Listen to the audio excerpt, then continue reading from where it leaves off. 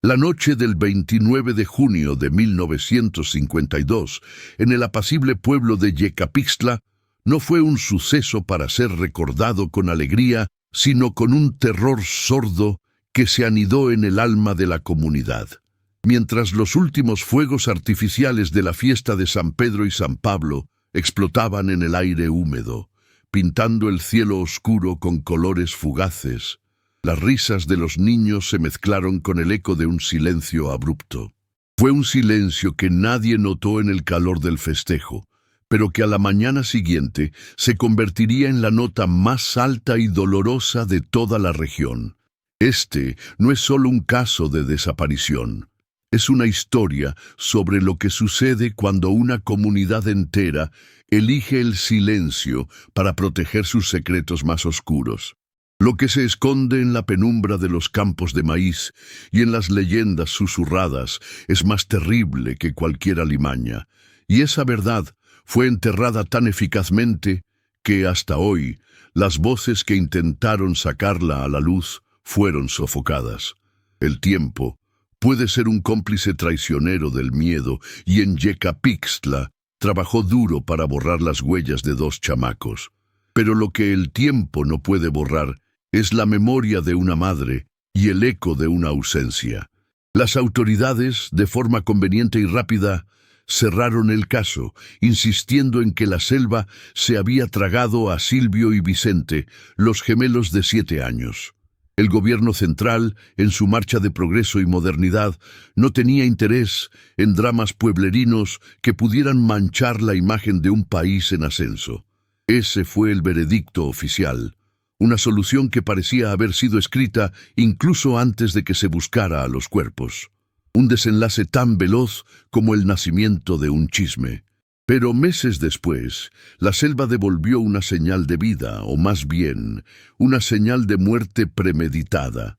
Un hallazgo singular y perturbador que desafiaría la versión oficial y plantearía preguntas que nadie en Yecapixtla se atrevía a hacer. Un trozo de tela de la ropa de los niños y un amuleto de obsidiana, un objeto tallado con un antiguo símbolo mexica, fueron encontrados atados a un ocote en el corazón del monte. Esto no era obra de un animal salvaje, era un recado, una firma. Esta evidencia no solo probó que los niños no se habían perdido, sino que habían sido llevados. Y lo más impactante de todo, el símbolo tallado en el amuleto no era un simple artefacto, sino una clave, un eslabón con rituales que la Iglesia y el gobierno juraron haber extinguido hace siglos. La pregunta que surge es, ¿por qué el gobierno local y el clero se apresuraron a cerrar el caso e intentaron silenciar a quienes hablaban de un ritual ancestral? ¿Qué querían esconder en realidad? La respuesta estaba oculta, esperando a alguien lo suficientemente valiente como para desenterrarla, a alguien que no temiera lo que los muertos pudieran susurrar. Cuando la noticia del hallazgo llegó a la Ciudad de México, no lo hizo en un informe oficial, sino en una carta personal, escrita por un periodista local que, a contracorriente, se negaba a aceptar el veredicto de la policía. Esa carta encontró su camino hasta el doctor Elías Vélez, un hombre de 45 años cuya vida transcurría entre pilas de libros antiguos y la fría precisión de una sala de autopsias. Profesor de antropología en la Universidad Nacional, Elías era, ante todo, un escéptico, un científico que creía que toda leyenda tenía una raíz tangible y toda superstición, una explicación lógica. Su formación como exmédico forense le había enseñado a confiar solo en lo que podía ver, tocar y medir, y ese pragmatismo era su armadura contra el caos del mundo, especialmente después de la misteriosa pérdida de su esposa años atrás. Aquella tragedia lo había vuelto emocionalmente recluso, cerrando sus puertas a lo sobrenatural y a cualquier implicación personal que pudiera traerle dolor. Al principio, Yecapixtla era solo un nuevo enigma por descifrar, un caso fascinante que unía su pasión por la antropología y su pericia forense. La premisa era intrigante: un amuleto prehispánico en una desaparición contemporánea. Elías no se veía como un héroe o un justiciero, era un académico, un coleccionista de datos y un traductor de culturas. A invitación del periodista, se dirigió al sur, no con la misión de encontrar a los niños perdidos, sino de entender qué representaba el amuleto y por qué las autoridades querían ocultarlo. Su interés era puramente intelectual, una búsqueda de conocimiento, y se armó con su lógica afilada y su desprecio por las supersticiones. Su postura era la de un observador, no la de un participante. Sin embargo, lo que el doctor Elías Vélez no sabía era que su objetividad sería puesta a prueba al límite. Al llegar a Yecapixtla, se encontró con una barrera de hostilidad y miedo que ningún libro había descrito. El aire pegajoso y el sol ardiente parecían asfixiar no solo el cuerpo, sino también las palabras. La gente esquivaba su mirada, cerraba las puertas y susurraba en rincones oscuros. El amuleto que había estudiado en fotos parecía ganar peso y significado a medida que se adentraba en el caso, dejando de ser un simple objeto de estudio para convertirse en un símbolo de un dolor real y de un secreto vivo. La muerte de su esposa, una herida que pensaba haber sanado, comenzó a doler de nuevo, pero no como la nostalgia de antes, sino como una voz que le advertía de un peligro que aún no podía descifrar. Estaba a punto de descubrir que en Yecapixtla la línea entre la ciencia y la creencia era tan delgada como el filo de una navaja, y que la verdad, por muy racional que fuera, podía tener un costo humano. El Yecapixtla de 1952 era un universo aparte, un microcosmos donde la modernidad pregonada por el gobierno mexicano aún no había logrado penetrar por completo. El pueblo, un punto tranquilo y polvoriento en el estado de Morelos, exhalaba una historia que se negaba a ser olvidada. Conocido en la región como la tierra del mole y la cecina, su identidad estaba forjada en la gastronomía, en la agricultura y sobre todo en la fe. México, en su euforia posrevolucionaria, promovía una imagen de progreso acelerado con la promesa de un futuro racional y científico. El objetivo era claro: borrar la superstición y el folclore que a la vista de la élite frenaban el desarrollo del país. Pero en Yecapixtla, las tradiciones eran la columna vertebral de un pueblo, y la voz de sus ancestros susurraba más fuerte que cualquier decreto de la Ciudad de México. El paisaje de Yecapixtla era tan complejo y dual como su cultura. El clima cálido y húmedo, casi opresivo, moldeaba el ritmo de la vida. El olor a tierra mojada, mezclado con el aroma picante de la cecina, ahumándose en las plazas, y el incienso quemándose en altares improvisados, creaba una atmósfera sensorial única. Las calles empedradas y las casas de adobe parecían absorber el calor del sol, mientras que la vegetación exuberante y densa, con campos de maíz y nopal hasta donde alcanzaba la vista, ofrecía un refugio de sombras y secretos. Era un escenario de belleza rústica, donde la vida y la muerte, la fe y el miedo coexistían en un equilibrio precario, reflejado en los ciclos de la naturaleza y en la resiliencia de su gente, que veía en las montañas y bosques no solo paisajes, sino entidades vivas y poderosas. Las noches en Yecapixtla eran particularmente intensas. El sol se ponía, pero el calor permanecía, volviendo el aire denso y pesado. El sonido incesante y casi hipnótico de las chicharras reemplazaba el bullicio del día, creando una banda sonora para las historias que solo se contaban en la oscuridad. Era en ese silencio ensordecedor que las leyendas folclóricas cobraban vida.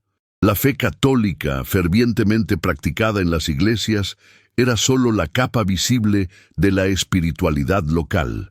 Debajo de ella latía un río de creencias prehispánicas, de rituales y de dioses antiguos que se mezclaban con los santos en el sincretismo religioso.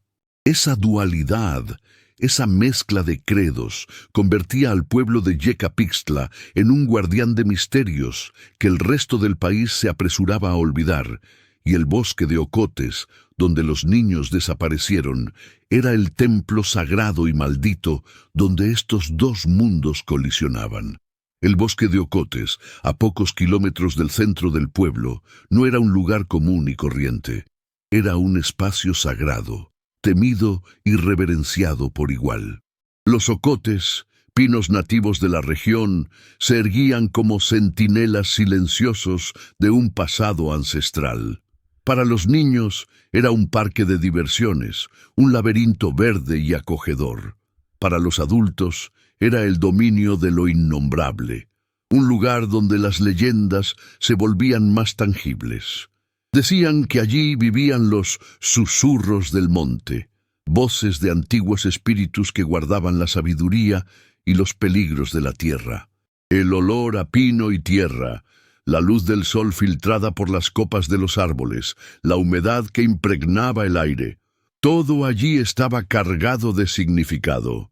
Y fue en este escenario que la inocencia de dos niños chocó con la oscuridad de una tradición que todo el pueblo se esforzaba por mantener dormida. El gobierno mexicano, con su ímpetu modernizador, veía en estos pueblos un obstáculo al progreso.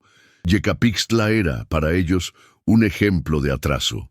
A los funcionarios públicos, como el coronel Ramírez, se les enviaba para imponer el orden y la racionalidad. Despreciaban las creencias locales, tachándolas de superstición ignorante. Esta postura oficial creaba una tensión constante. Por un lado, el intento de imponer una cultura oficial y laica. Por el otro, la resistencia silenciosa de un pueblo que se aferraba a sus raíces como a una tabla de salvación. El pueblo estaba, por lo tanto, dividido. Una parte de la población se alineaba con el progreso, mientras que la otra, liderada por figuras como la curandera Elena Vargas, protegía ferozmente las tradiciones ancestrales, creyendo que el equilibrio del mundo dependía de ellas. Esta guerra cultural invisible era el verdadero escenario donde la desaparición de los gemelos sería escenificada. El culto prehispánico al que pertenecía el amuleto no era una mera superstición, era un sistema de creencias profundamente enraizado en la historia de la región. Los ancestros de Yecapixtla veían la vida y la muerte como un ciclo continuo, donde el sacrificio era una forma de honrar a los dioses y asegurar la fertilidad de la tierra. Estas creencias fueron brutalmente suprimidas con la llegada de los españoles y la imposición del catolicismo, pero nunca desaparecieron por completo. Se escondieron, se adaptaron, se mezclaron. En 1952, la mayoría de la gente no hablaba abiertamente de estos rituales, pero todos sabían que existían, como una sombra colectiva que se cernía sobre el pueblo. El amuleto de obsidiana era la prueba tangible de ese pasado vivo, un artefacto que desafiaba la narrativa oficial de un país moderno y que, por sí mismo, ya era un acto de subversión. Era la voz del pasado, gritando en un presente que intentaba silenciarlo a toda costa. El calor, el olor, los sonidos del monte, la dualidad de la fe, la resistencia cultural. Todo eso formaba el escenario para el doctor Elías Vélez. Él, un hombre de la gran ciudad, acostumbrado a la lógica fría de la ciencia, estaba a punto de sumergirse en un mundo donde la lógica era secundaria y el misticismo era la moneda corriente. El paisaje de Yecapixtla, con sus montañas y campos de maíz, no era solo un telón de fondo, era un personaje activo en la narrativa, un guardián de secretos que solo se revelarían a aquellos que tuvieran el valor de escuchar los susurros del pasado. El sol abrasador, la humedad pegajosa, el polvo que impregnaba el aire. Todos estos elementos sensoriales serían testigos silenciosos de una investigación que desafiaría no solo los hechos, sino la propia cordura del hombre que se atrevió a cuestionar los secretos de la tierra del mole y la cecina. La modernización que el gobierno tanto defendía era más que una política, era una ideología. Buscaba crear un nuevo tipo de mexicano, un ciudadano racional, progresista, desconectado de las supersticiones del pasado. Esta ideología encontraba en Yecapixtla su mayor obstáculo. Las leyendas y los rituales no eran solo historias, eran una forma de resistencia, un modo de afirmar la propia identidad contra un poder centralizador que buscaba homogeneizarlo todo. El doctor Elías Vélez se vería en medio de este conflicto cultural, una batalla invisible entre lo viejo y lo nuevo. Él, el hombre de ciencia, sería obligado a navegar por un océano de creencias, donde cada chisme, cada leyenda, cada superstición era una pieza de un rompecabezas que apenas estaba empezando a armar. Y lo que descubriría le haría cuestionar no solo el caso, sino la naturaleza misma de la verdad y del progreso. Yecapixtla, con sus calles empedradas y el polvo levantado por cada coche que pasaba, era un purgatorio de recuerdos. La fiesta de San Pedro y San Pablo, que debería haber sido de alegría y fe, se había convertido en una memoria amarga, un hito desde donde la felicidad fue robada.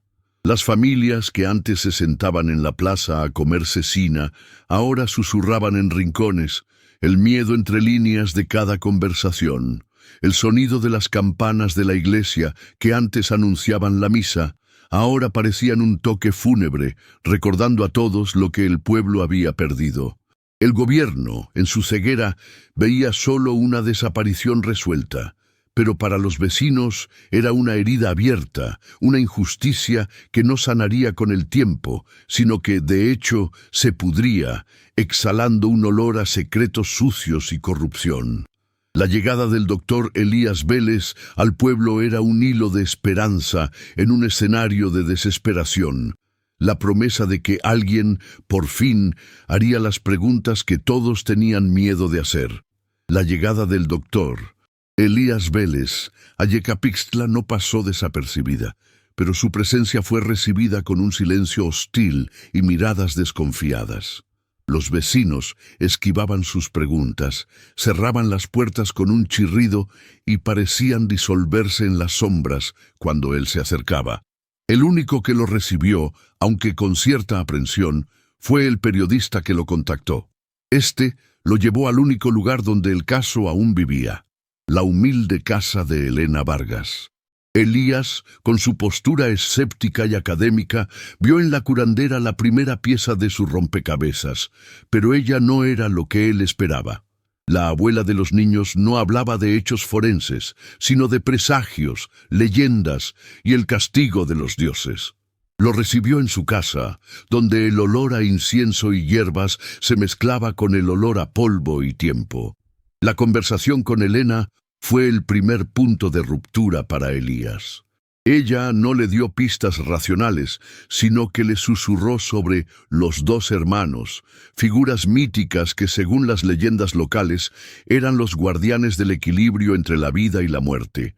Creía que los gemelos, Silvio y Vicente, eran la reencarnación de esos hermanos, destinados a un destino macabro, elegidos por una entidad ancestral que exigía un pago. Elías intentó encuadrar las palabras de ella en un contexto psicológico, como el luto y la búsqueda de un significado para una tragedia, pero las convicciones de Elena eran inquebrantables. Ella le advirtió que no continuara con la investigación, temiendo que él provocara la ira de fuerzas que no podía comprender. Las palabras de ella no lo asustaron, pero lo intrigaron. Era la guardiana de un conocimiento que el gobierno intentaba borrar, y su resistencia silenciosa era más poderosa que la violencia del coronel Ramírez. Elías decidió que el siguiente paso era confrontar a la autoridad, la cara de la oposición. Buscó al coronel Ramírez, un hombre truculento y leal al gobierno central, que lo recibió con desdén y sarcasmo. El coronel, sentado en su oficina calurosa, llena de papeles y con un retrato del presidente en la pared, insistió en que el caso estaba cerrado. calificó el amuleto como una artesanía de mal gusto y a la abuela como una vieja supersticiosa. Su postura era la de un hombre que seguía órdenes, un ejecutor de la política de progreso que despreciaba la cultura local. El coronel hizo una advertencia directa. La investigación de Elías no era bienvenida en Yecapixtla, y que la persistencia en un caso cerrado podría ser vista como un acto de subversión. Intentó intimidarlo, pero Elías, un hombre que ya había lidiado con la muerte y la corrupción en niveles más complejos en la capital, no se dejó amedrentar. La entrevista con el padre Esteban fue una experiencia completamente distinta. El joven párroco era carismático, elocuente y parecía genuinamente preocupado por la comunidad. Intentó ser servicial, pero Elías percibió una extraña ambigüedad en sus palabras. El padre confirmó la existencia de leyendas sobre los hermanos, pero las describió como supersticiones del pasado que la fe católica estaba curando. Habló sobre el peligro de profundizar en temas que pudieran desviar a las almas de la verdadera salvación. El padre parecía actuar como un puente entre la fe oficial y el folclore, pero, al mismo tiempo, era un guardián de secretos, un hombre que parecía tener la misión de silenciar la verdad. Cuando Elías preguntó directamente sobre la fiesta y los rumores de un ritual, el padre desvió la conversación con maestría, enfocándose en la necesidad de rezar por los niños y en la importancia de aceptar la voluntad de Dios. Mientras la investigación oficial se mostraba como un callejón sin salida, Elías fue guiado por información más sutil, por los pequeños gestos y susurros que formaban la verdadera historia de Yecapixtla. En una cantina local, escuchó a un borracho que lo vio un rumor sobre un pacto, hecho hace mucho tiempo, que involucraba a las familias más ricas del pueblo. El borracho, con la voz apagada por el mezcal, dijo que cada ciclo de 52 años se necesitaba un sacrificio para asegurar la abundancia y la seguridad de Yecapixtla. Mencionó a la familia Vargas como la familia de la promesa, un linaje destinado a dar a los hermanos. Esas palabras, pronunciadas en un rincón oscuro, parecieron más reales que cualquier cosa que el coronel Ramírez o el padre Esteban habían dicho. Elías empezó a percibir que la verdad estaba en lo implícito, en lo que la gente tenía miedo de decir en voz alta. Al visitar la casa de la abuela, Elías se dio cuenta de que ella tenía un altar sincrético, donde imágenes de santos católicos, como San Pedro y San Pablo, coexistían con figuras prehispánicas de barro como pequeños dioses de la tierra.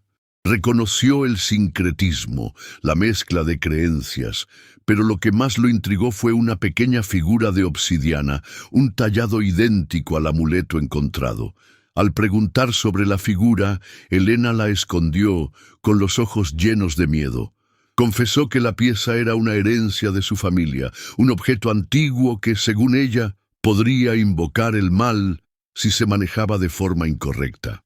Esa revelación de que había una copia del amuleto y que no era una pieza aislada, sino parte de una tradición familiar, reforzó la idea de que la desaparición de los gemelos no era un acto aleatorio, sino un evento con profundas raíces en la historia y las creencias de Yecapixtla.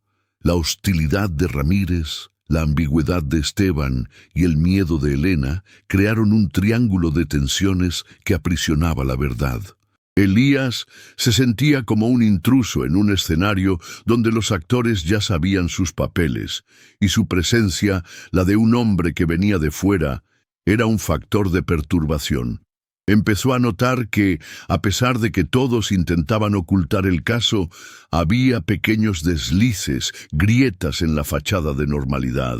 El silencio del pueblo era, en realidad, un ruido ensordecedor de secretos. El olor a incienso, el canto de las chicharras y el calor opresor pasaron a ser los sonidos de una conspiración. El doctor Elías Vélez, el escéptico, El hombre de ciencia estaba a punto de descubrir que su lógica no sería suficiente para desvelar un crimen donde la superstición era la principal evidencia. Estaba al borde de un precipicio, donde la racionalidad se confrontaba con una oscuridad mucho más antigua de lo que podía imaginar. La investigación de Elías se profundizó. Pasó noches polvorientas en la biblioteca del pueblo, donde los libros eran tan antiguos como las leyendas que parecían esconder. Encontró menciones a un culto ancestral que veneraba el ciclo de 52 años, un período de gran significado en el calendario prehispánico. Las crónicas coloniales, escritas por frailes españoles que intentaron erradicar las creencias nativas, mencionaban sacrificios de gemelos en rituales de cosecha y fertilidad. Eran llamados los hermanos de la cosecha, y su sacrificio era visto como un medio para garantizar la protección de la tierra y del pueblo. Elías empezó a conectar los puntos, las leyendas de Helena, el amuleto, la fecha de la desaparición. Todo parecía alinearse de forma siniestra. Se preguntó si el padre Esteban, con su fe moderna, sabía de todo eso, y si él, como sus predecesores, estaba intentando silenciar la verdad. El coronel Ramírez, en su arrogancia, cometió un pequeño error que Elías supo explotar. Al negar el acceso a los archivos policiales del caso, reveló por descuido que el cuerpo de uno de los niños, Silvio, había sido encontrado, pero que el examen forense había sido inconcluso. Ramírez se apresuró a decir que el cuerpo estaba muy deteriorado y que el animal salvaje había causado las heridas. Elías, sin embargo, percibió la contradicción. Si el cuerpo estaba deteriorado, ¿cómo podían tener la certeza de que un animal lo había atacado? Y si el cuerpo fue encontrado, ¿por qué la abuela, Helena, aún se aferraba a la esperanza de que sus nietos estuvieran vivos? La mentira del coronel era una pista, una prueba de que había algo más que descubrir. Elías comenzó a sospechar de una conspiración que involucraba a las más altas esferas de poder del pueblo. En una de sus investigaciones, Elías encontró a un viejo vecino, un ex empleado del ayuntamiento, que recordó una historia extraña sobre el padre de los niños. El hombre, bajo anonimato y con los ojos desorbitados de miedo, dijo que el padre, un pequeño agricultor, había sido asesinado años antes, poco después de haber encontrado algo extraño en sus tierras. El hombre no sabía qué era, pero dijo que la muerte fue convenientemente atribuida a un accidente de trabajo, justo después de haber tenido una discusión acalorada con uno de los hacendados más ricos de la región, que, por cierto, era muy cercano al coronel Ramírez. Las palabras de ese hombre, sumadas a las de Helena y el borracho, formaron una telaraña de intrigas que iba más allá de la desaparición de los gemelos, revelando un patrón de crímenes y silencios que permeaban la historia reciente de Yecapixtla. El pueblo, para Elías, dejaba de ser un mero caso de desaparición para convertirse en el epicentro de una compleja conspiración. Poco a poco, el doctor Elías Vélez comenzó a alejarse de su postura puramente académica. El dolor de Helena, el miedo del pueblo y la hostilidad de las autoridades lo llevaron a una posición de implicación personal. El caso ya no era solo una investigación, sino una búsqueda de justicia. La historia de los gemelos, Silvio y Vicente, resonaba con su propio dolor, la pérdida de su esposa en circunstancias nebulosas que nunca fueron del todo aclaradas. Empezó a ver en los rostros de los vecinos de Yecapixtla la misma mirada de desamparo que vio en sí mismo. Ya no estaba allí solo para entender el amuleto, estaba allí para dar voz a aquellos que habían sido silenciados, para exponer la corrupción que se escondía bajo el manto de la fe y el progreso. Elías, el hombre de ciencia, se estaba transformando en un cruzado contra las fuerzas de la oscuridad, tanto las supersticiosas como las humanas. Elías pasó a frecuentar el bosque de Ocotes, el lugar del crimen, y a sentir en carne propia lo que Elena Vargas le había descrito. El olor a pino, la humedad pegajosa, el sonido incesante de las chicharras, todo allí parecía vibrar, vivo. Se sentía observado, como si el bosque en sí mismo fuera el principal testigo. No encontró nada sobrenatural, pero la sensación de que algo sombrío había sucedido allí era innegable.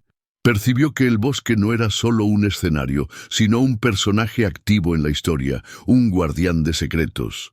La hostilidad de los vecinos, el silencio de la iglesia y el poder del coronel Ramírez, todo eso parecía emanar del mismo lugar. El bosque era la clave, el lugar donde la verdad sería revelada.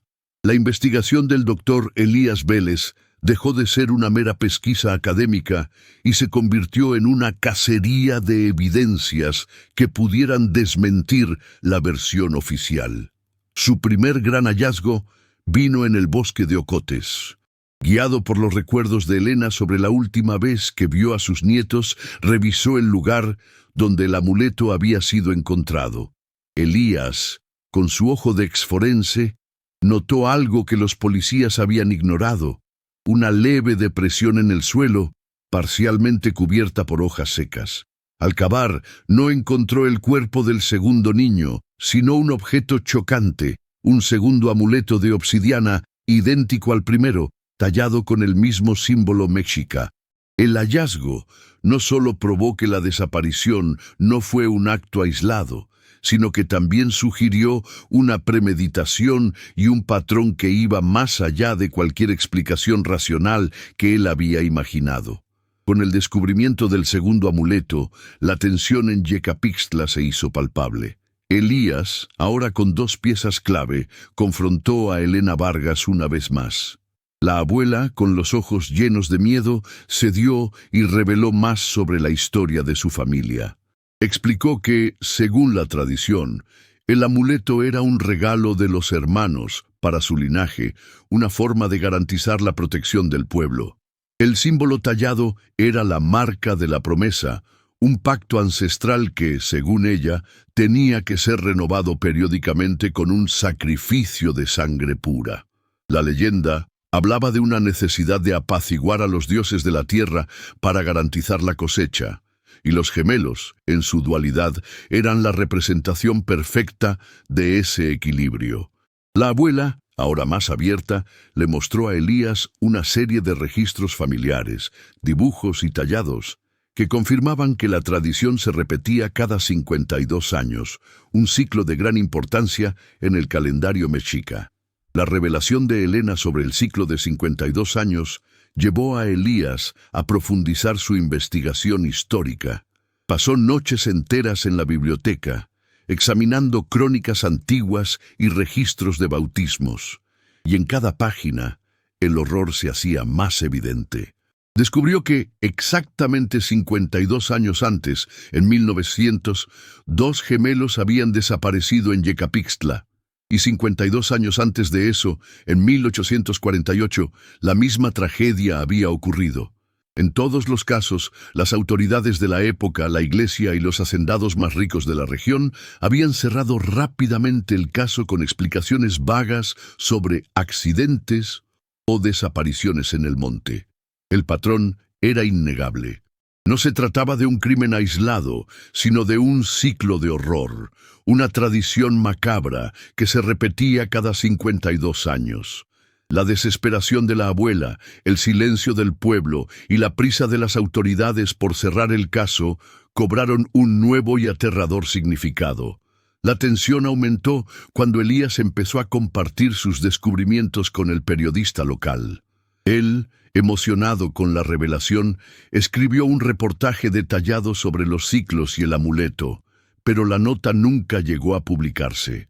El coronel Ramírez, usando su influencia y poder, censuró el periódico y amenazó al periodista, obligándolo a callarse.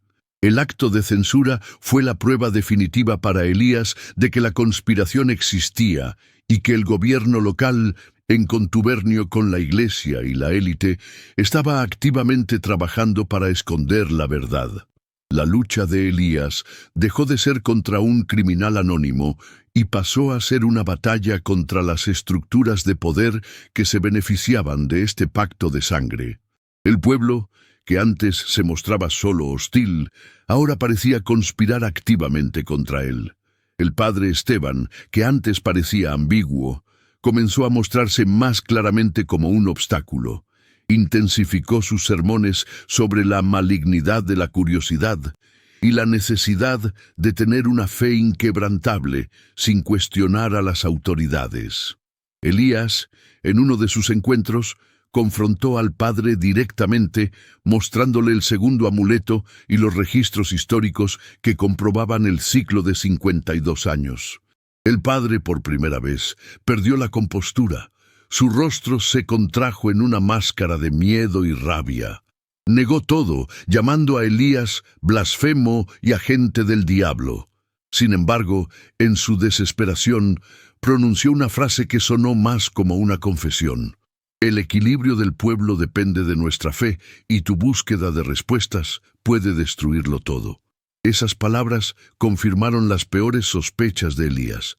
El padre sabía del pacto y era uno de sus guardianes. La investigación de Elías lo llevó a uno de los hacendados más ricos del pueblo, un hombre llamado Don Miguel. Él, que era muy amigo del coronel Ramírez y uno de los principales benefactores de la iglesia, era conocido por su prosperidad y por tener las más grandes y productivas plantaciones de maíz y cecina. La casa de Don Miguel, lujosa y bien cuidada, desentonaba con la pobreza de la mayoría de los vecinos de Yecapixtla. Elías, con la ayuda de un obrero de la hacienda que había perdido un hermano en un accidente de trabajo, descubrió que el padre de los gemelos, el padre de la familia Vargas, había sido empleado de Don Miguel y que el supuesto accidente de trabajo había ocurrido poco después de que el padre se hubiera negado a entregar a sus hijos para un supuesto ritual de bendición. La verdad comenzaba a desvelarse, revelando que el pacto de sangre no era para apaciguar a los dioses, sino para garantizar la riqueza de unos pocos, bajo el manto de la superstición. La dualidad entre la explicación racional y la interpretación sobrenatural alcanzó su punto máximo cuando Elías, en conversación con Elena, mencionó la conexión entre la prosperidad de Don Miguel y la desaparición de los gemelos.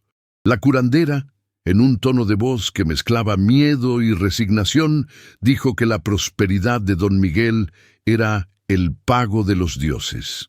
Explicó que según las leyendas, el sacrificio no era solo para la cosecha, sino para la fortuna y el poder de quienes lo conducían.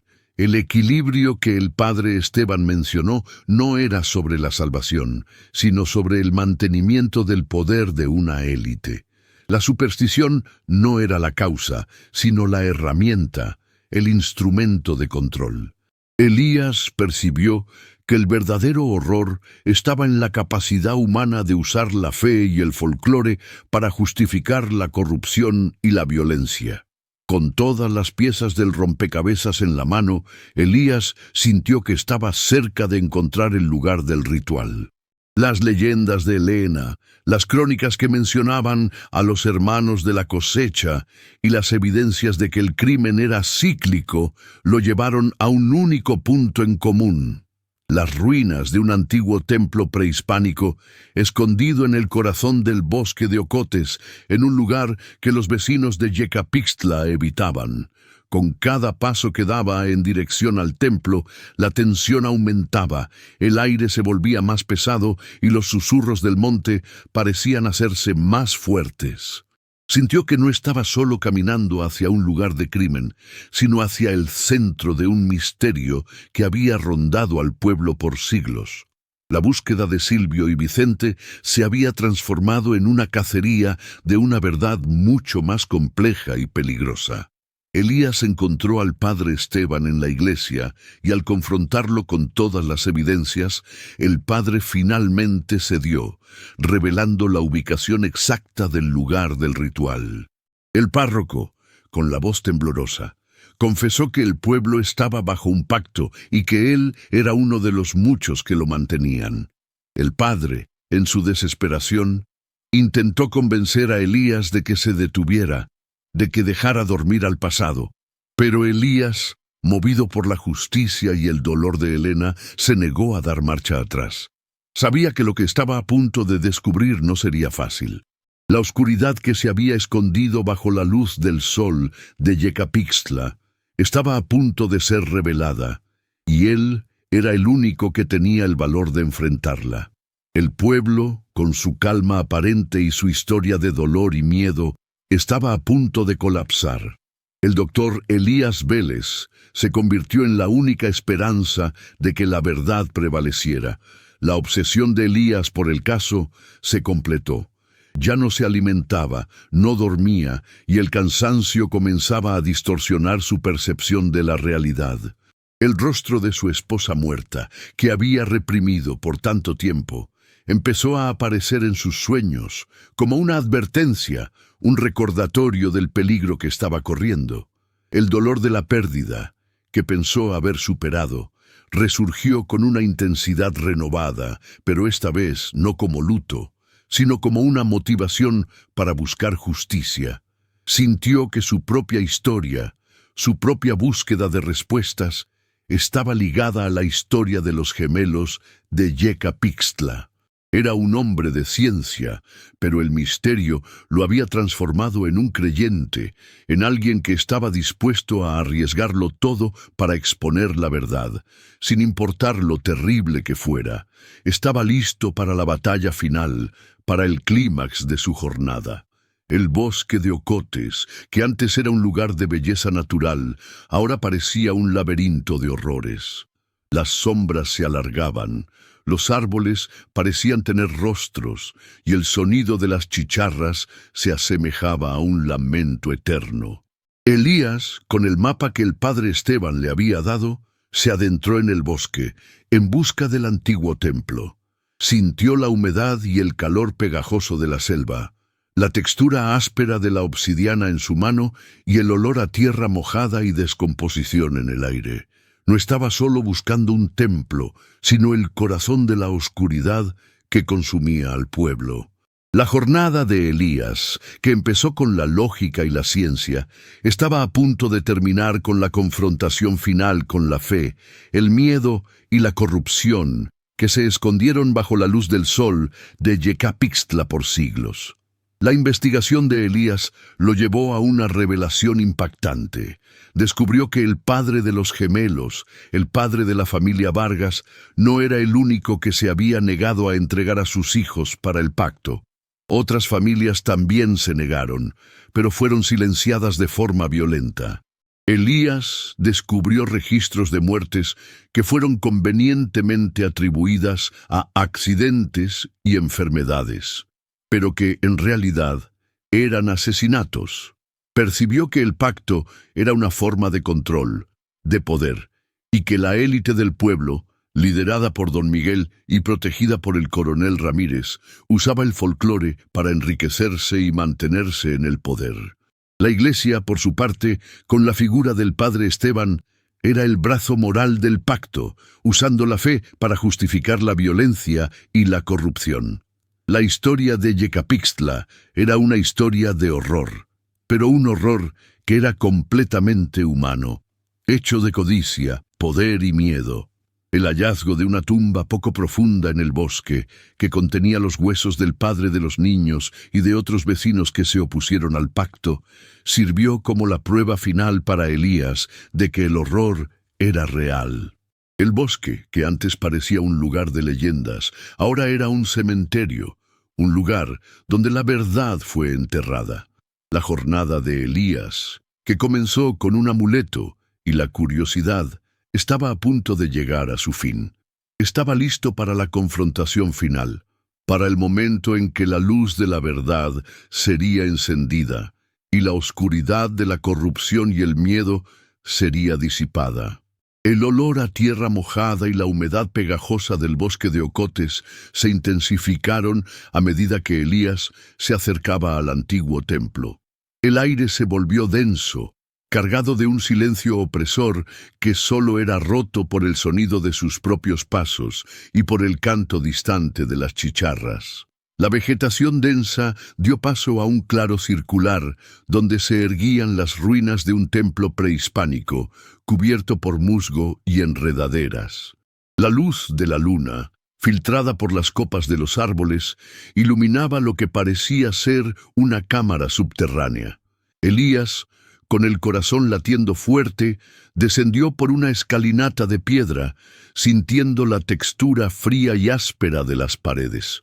El sonido de voces apagadas y el olor a incienso y a sangre lo sobresaltaron. Encontró una cámara oscura, iluminada por antorchas. Allí, en un círculo, estaban las familias más ricas del pueblo, con los rostros pintados y vistiendo mantos rituales. En el centro, el coronel Ramírez, con su uniforme, y el padre Esteban, con su sotana, estaban en un altar donde había una estatua del dios de la tierra y uno de sus hombres estaba a punto de sacrificar un animal. Elías percibió, horrorizado, que el ritual no era para apaciguar a un dios, sino para consolidar el pacto de poder que ellos tenían con el pueblo. El sacrificio era una puesta en escena, un espectáculo para mantener a la gente bajo control, bajo la creencia de que su prosperidad dependía de un rito de sangre. El horror que sintió no era por lo que estaba viendo, sino por lo que estaba a punto de descubrir. El coronel Ramírez notó la presencia de Elías y con un gesto ordenó a sus hombres que lo capturaran. Elías fue arrastrado al altar y don Miguel, el hacendado más rico del pueblo, se acercó a él con una sonrisa cínica. Reveló que el pacto era una farsa, una forma de control sobre el pueblo.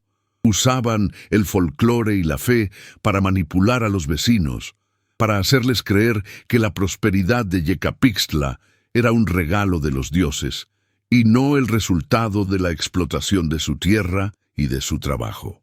Don Miguel dijo que el sacrificio de los gemelos no era para el dios de la tierra, sino para el dios del dinero, y que el pacto era una forma de mantener la riqueza en sus manos y garantizar el control sobre el pueblo. El cinismo de don Miguel era más aterrador que cualquier ritual sobrenatural. Mientras era atado al altar, Elías escuchó la voz del padre Esteban, que se acercó a él con el rostro contraído en una mezcla de miedo y resignación. El padre confesó que su participación en el pacto era una forma de proteger al pueblo. Creía que, al mantener las tradiciones antiguas vivas, pero bajo el control de la Iglesia, podría evitar que la gente se sublevara contra las autoridades. Se veía como un mediador, un hombre que en su ceguera se convirtió en un cómplice. Reveló que los gemelos no fueron sacrificados para un dios, sino para consolidar el poder de don Miguel y del coronel Ramírez, y que la historia del ciclo de 52 años era una mentira, una forma de perpetuar el pacto. El padre estaba atrapado en una telaraña de mentiras y su única salida era el silencio. Elías se desesperó al darse cuenta de que no estaba solo luchando contra una conspiración, sino contra una comunidad entera. Las familias presentes, los fieles del pacto, lo miraban con odio y miedo. Creían que él era el demonio que había venido a destruir el pueblo. Elías les gritó, diciéndoles que el pacto era una farsa, que los líderes del pueblo los estaban manipulando, pero sus palabras fueron apagadas por el sonido de los tambores y los cánticos rituales. Sintió que su batalla estaba perdida, que la verdad no tenía oportunidad contra el poder de la mentira y la superstición. Estaba a punto de convertirse en la próxima víctima del pacto. En el momento en que el coronel Ramírez levantó la navaja de obsidiana al cielo, la abuela Elena Vargas, que había seguido a Elías, irrumpió en la cámara. No estaba sola. Había reunido a un grupo de vecinos que se oponían al pacto, que creían en la historia de Elías y que estaban cansados de ser manipulados. Ella, con la voz ahogada por la rabia, le gritó al coronel, diciéndole que su fe era una farsa, que su pacto era una mentira. La presencia de Elena y de sus seguidores hizo que la escenificación perdiera fuerza. Las familias que estaban en el círculo de repente comenzaron a cuestionarse, a dudar, a mirar a sus líderes con desconfianza. El poder de la superstición que usaban para controlar el pueblo se rompió. El coronel Ramírez, en su rabia, ordenó a sus hombres que dispararan a Elena. Pero el padre Esteban, en un acto de redención, se arrojó frente a ella. El padre cayó al suelo, herido, pero su sacrificio fue la prueba final de que la verdad había prevalecido. Las familias se rebelaron, los hombres del coronel se negaron a obedecerle y el caos se instaló en la cámara. Don Miguel, viendo que su plan había fallado, intentó huir, pero fue capturado por Elías y los vecinos. El coronel Ramírez, que había perdido el control de la situación, fue arrestado por sus propios hombres. La cámara, que antes era el escenario del horror, se convirtió en el escenario de la justicia, el lugar donde la verdad finalmente fue revelada. Elías y Elena, con la ayuda de los vecinos, llevaron al padre Esteban, herido, fuera de la cámara. El padre, en sus últimos alientos, pidió perdón a Elías, a Elena y a todos los vecinos. Dijo que su error fue haber creído que podía controlar la fe, que podía usarla para el bien, pero que en realidad se había convertido en un cómplice de la maldad. El padre murió en los brazos de Elías, con el rostro de un hombre que finalmente había encontrado la paz. Elías sintió una profunda tristeza, pero también un alivio, un sentimiento de que la justicia, aunque tardía, se había hecho. El misterio de Yecapixtla, el secreto que la élite del pueblo intentaba esconder por siglos, había sido finalmente revelado. Sin embargo, la victoria de Elías no fue completa. El gobierno mexicano, para mantener la imagen de un país moderno y progresista, encubrió el escándalo. La muerte del padre Esteban fue atribuida a un conflicto interno, y el coronel Ramírez y don Miguel fueron secretamente juzgados y encarcelados en una prisión de máxima seguridad, lejos del pueblo. La prensa fue silenciada, y la historia fue borrada de los registros oficiales. Yecapixtla, que por fin había encontrado la justicia, fue obligada a mantener el silencio. Elías, que había arriesgado todo para exponer la verdad, fue expulsado del pueblo. Él, sin embargo, no se fue con las manos vacías. Se llevó consigo todas las evidencias, los diarios de la familia Vargas, los amuletos y la historia de los gemelos. Elías, antes un escéptico, se convirtió en un guardián de la verdad. Ya no estaba allí solo para entender la cultura, sino para preservarla, para garantizar que la historia de Yecapixtla no fuera olvidada. Él, en su jornada, había perdido su objetividad, pero había encontrado algo mucho más importante: su humanidad. Percibió que su propia historia de pérdida y dolor lo había preparado para esa misión. Era el único que podía contar la historia y estaba listo para hacerlo. La salida de Elías de Yecapixtla no fue una derrota, sino una victoria. Sabía que la verdad, aunque sofocada, había sido sembrada, y que un día crecería y florecería como las semillas de maíz en los campos del pueblo. Se fue de Yecapixtla con la promesa de que la historia de los gemelos, la historia de Elena, la historia del padre Esteban y la historia del pueblo sería contada. Sintió que su jornada apenas estaba comenzando y que su misión era honrar la memoria de aquellos que fueron silenciados. La reflexión final de Elías era que el verdadero horror no residía en lo sobrenatural, sino en la capacidad humana de usar la fe y el folclore para justificar la maldad. Y él, el hombre de ciencia, estaba listo para luchar contra ese tipo de maldad. La batalla final de Elías no fue contra un dios, sino contra el diablo mismo. La avaricia humana, la sed de poder y el miedo que se esconde bajo la luz del sol. Y él, el hombre que había llegado a Yecapixtla como un escéptico, había salido como un héroe, un guardián de la verdad, un hombre que había encontrado su redención. La cámara subterránea, que antes resonaba con los cánticos sombríos de una farsa, ahora estaba en un silencio pesado y solemne. La luz del sol, que se filtraba por las grietas del templo en ruinas, parecía traer una sensación de alivio y de tristeza.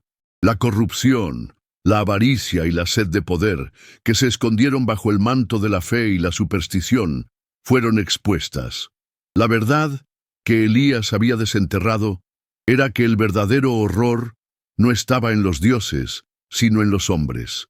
La tragedia de los gemelos, que había atormentado a Yecapixtla por siglos, era, en realidad, una historia de explotación y de mentiras. Elías, con la ayuda de Helena, había roto el ciclo de terror que aprisionaba al pueblo. Sin embargo, la victoria fue amarga. Aunque los culpables fueron expuestos, no se hizo justicia. El gobierno mexicano, en su afán por mantener la imagen de un país moderno y progresista, encubrió el escándalo. La muerte del padre Esteban fue atribuida a un conflicto interno, y el coronel Ramírez y don Miguel fueron secretamente juzgados y encarcelados en una prisión de máxima seguridad, lejos del pueblo. La prensa fue silenciada y la historia fue borrada de los registros oficiales. Yecapixtla, que había por fin encontrado la justicia, fue obligada a mantener el silencio. Elías, que había arriesgado todo para exponer la verdad, fue expulsado del pueblo. Elías se despidió de Helena, quien, aunque triste, sentía una profunda paz. Sabía que sus nietos no fueron sacrificados para un dios, sino que fueron víctimas de la maldad humana. Se sintió consolada con la verdad, con la promesa de que su historia no sería olvidada. Le entregó a Elías los amuletos de obsidiana, los registros familiares, los diarios y todas las evidencias que había escondido por años. Le pidió a Elías que contara la historia, que fuera la voz de aquellos que fueron silenciados. Elías aceptó la misión, prometiendo que haría justicia a la memoria de los gemelos. La salida de Elías de Yecapixtla no fue una derrota, sino una victoria. Sabía que la verdad, aunque sofocada, había sido sembrada, y que un día crecería y florecería como las semillas de maíz en los campos del pueblo. Se fue de Yecapixtla con la promesa de que la historia de los gemelos, la historia de Helena, la historia del padre Esteban y la historia del pueblo sería contada. Sintió que su jornada apenas estaba comenzando y que su misión era honrar la memoria de aquellos que fueron silenciados. Elías, antes un escéptico, se convirtió en un guardián de la verdad. Ya no estaba allí solo para entender la cultura, sino para preservarla, para garantizar que la historia de Yecapixtla no fuera olvidada. Él, en su jornada, había perdido su objetividad, pero había encontrado algo mucho más importante: su humanidad. Percibió que su propia historia de pérdida y dolor lo había preparado para esa misión. Era el único que podía contar la historia, y estaba listo para hacerlo. La reflexión final de Elías fue que el verdadero horror no residía solo en lo sobrenatural, sino en la corrupción y la explotación de la fe y la ignorancia humana. Él, el hombre de ciencia, se había convertido en un cruzado contra las fuerzas de la oscuridad, tanto las supersticiosas como las humanas. Y él, el hombre que había llegado a Yecapixtla como un escéptico, había salido como un héroe, un guardián de la verdad, un hombre que había encontrado su redención. El destino de Elías fue la Ciudad de México, donde él, como profesor de antropología, publicó la historia en un libro, pero sin nombrar a las personas ni los lugares. Usó la historia como un estudio de caso, una forma de exponer la corrupción y la violencia que se escondían bajo el manto de la modernidad. El libro se volvió un éxito y Elías se convirtió en una figura de autoridad, un hombre que luchó por la verdad. Pero nunca se olvidó de Yecapixtla, del dolor de Helena, del sacrificio del padre Esteban y de la historia de los gemelos. La historia de Yecapixtla es un recordatorio de que el pasado nunca está realmente muerto. Está vivo, escondiéndose en las sombras, en los susurros, en las leyendas. Está esperando a ser desenterrado, a ser contado, a ser escuchado. Y su misión es garantizar que así sea. Su misión es que su voz sea la voz de los silenciados, la voz de los olvidados, la voz de los muertos. La historia de Elías y la de Yecapixtla nos recuerdan que la verdad es una cosa preciosa y que debe ser protegida a toda costa. Nos recuerda que la corrupción y la maldad humana son los verdaderos monstruos y que la lucha contra ellos es una lucha eterna. Su misión es que la historia de Yecapixtla no sea olvidada, que sea un recordatorio para todos nosotros de que la verdad es lo único que puede liberarnos. Este caso, como tantos otros, nos recuerda que el pasado todavía guarda secretos. Si quieren acompañar nuestras próximas investigaciones, suscríbanse y activen las notificaciones para no perderse ningún capítulo.